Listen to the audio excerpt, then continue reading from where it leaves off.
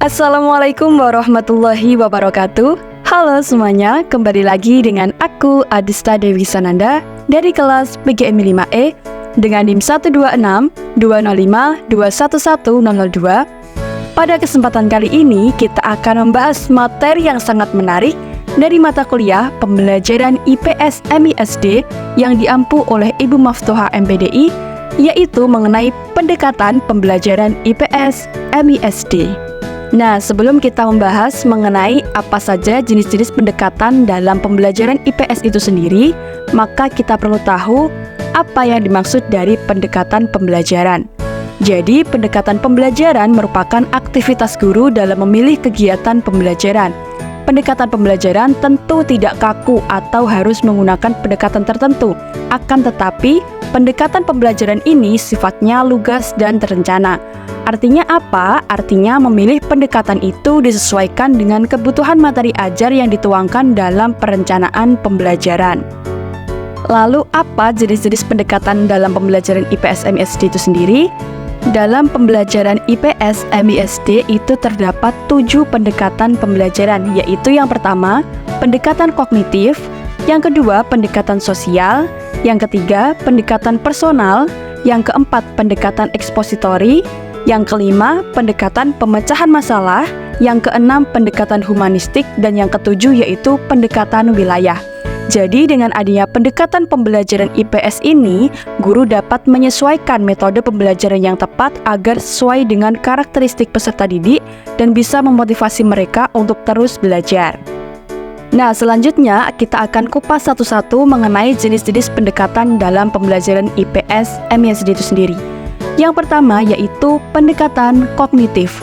Pendekatan kognitif menekankan pada bagaimana cara individu memberi respon yang datang dari lingkungan dengan data, mengorganisasikan data, memformulasikan data, membangun konsep dan rencana pemecahan masalah dengan simbol-simbol verbal maupun nonverbal. Pendekatan kognitif adalah suatu pendekatan yang menekankan pada kecakapan intelektual, yang dimana salah satu metode pembelajaran yang tepat yang berlandaskan pada pendekatan kognitif ini adalah latihan inquiry atau inquiry training. Pendekatan yang kedua yaitu pendekatan sosial.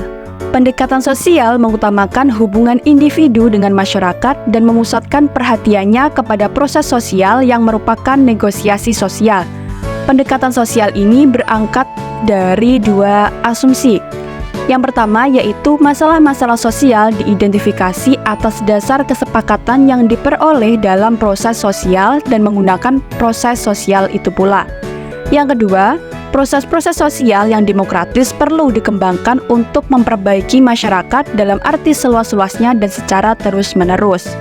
Nah, jadi berdasarkan 2 asumsi tersebut, maka penggunaan metode pembelajaran IPS, SD atau MI harus membantu siswa untuk mengembangkan kemampuan hubungan dengan masyarakat yang dimana pada gilirannya kelak akan mampu membangun masyarakat dan mampu mengadakan hubungan antar pribadi.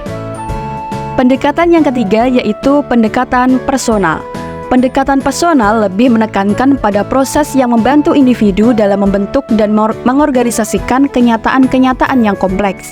Keberadaan siswa dalam kelompok banyak mempunyai arti untuk mengenal dirinya sebagai pribadi, sehingga nantinya dapat menghasilkan hubungan interpersonal atau antar pribadi yang cukup tinggi. Melalui pendekatan personal, siswa diharapkan dapat melihat dan sebagai pribadi yang berada di tengah-tengah kelompok.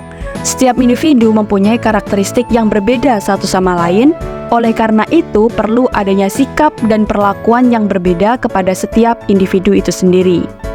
Pendekatan yang keempat yaitu pendekatan ekspositori. Pendekatan ekspositori adalah pendekatan yang menekankan pada pengolahan materi pelajaran yang telah jadi atau siap disampaikan kepada siswa. Nah, dalam hal ini guru memberikan pesan atau materi itu dengan yang telah siap sehingga siswa tidak perlu mencari, menemukan atau memecahkan sendiri. Pendekatan ekspositori lebih menekankan pada kegiatan guru atau teacher center, yang dimana guru berperan sebagai penyampaian materi pelajaran, membimbing dan mengarahkan kegiatan kepada siswa serta mendukung dan memperkuat informasi agar dipelajari oleh siswa. Dan dalam kegiatan belajar mengajar dengan pendekatan ekspositori ini, yang penting adalah menentukan informasi apa yang akan diberikan kepada siswa. Selain itu, harapan-harapan apa yang harus diingat dan diserap oleh siswa dari informasi yang disampaikan oleh guru. Pendekatan yang kelima yaitu pendekatan pemecahan masalah. Pendekatan pemecahan masalah adalah pendekatan yang digunakan dalam mempelajari IPS dengan maksud mengubah keadaan yang aktual menjadi keadaan seperti yang dikehendaki dengan memperhatikan prosedur pemecahan yang sistematis. Pendekatan pemecahan masalah ini memiliki beberapa manfaat yang akan meningkatkan kualitas pembelajaran. Yang pertama yaitu dapat mengembangkan sikap atau keterampilan siswa untuk mampu memecahkan permasalahan serta mengambil keputusan secara objektif dan mandiri. Yang kedua, dapat mengembangkan kemampuan berpikir siswa. Yang ketiga, dengan pendekatan pemecahan masalah ini, siswa akan benar-benar menghayati untuk berpikir dan mengembangkan minat dan berbagai kemungkinan. Yang keempat yaitu dapat membina siswa dalam pengembangan sikap, penalaran lebih jauh dan secara berpikir objektif, mandiri, kritis, dan analitis baik secara individual maupun kelompok. Pendekatan yang keenam yaitu pendekatan humanistik. Pendekatan humanistik adalah pendekatan dalam kegiatan belajar mengajar yang menyoroti suatu topik atau tema yang termasuk bidang ilmu tertentu dengan berbagai disiplin ilmu lain yang relevan atau terkait, sehingga para siswa dapat melihat masalah atau topik tersebut dengan lengkap dan terpadu. Nah, dengan pendekatan ini, peserta didik diharapkan mampu mengembangkan potensi manusianya dalam kehidupan yang dinamis dan multidimensional. Pendekatan yang ketujuh atau yang terakhir yaitu pendekatan wilayah.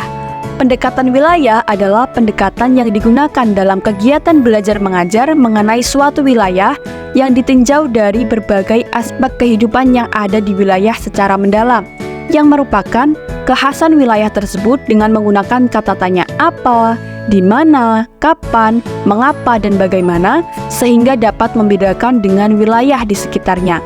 Dengan menggunakan pendekatan wilayah ini, peserta didik diharapkan mampu menganalisis suatu gejala geografi dengan memperhatikan penyebaran gejala dan interaksi antara manusia dan lingkungan untuk dipelajari kaitannya. Nah, itu tadi materi mengenai pendekatan dalam pembelajaran IPS MISD. Sampai sini dulu, semoga bermanfaat buat teman-teman semua. Terima kasih. Wassalamualaikum warahmatullahi wabarakatuh.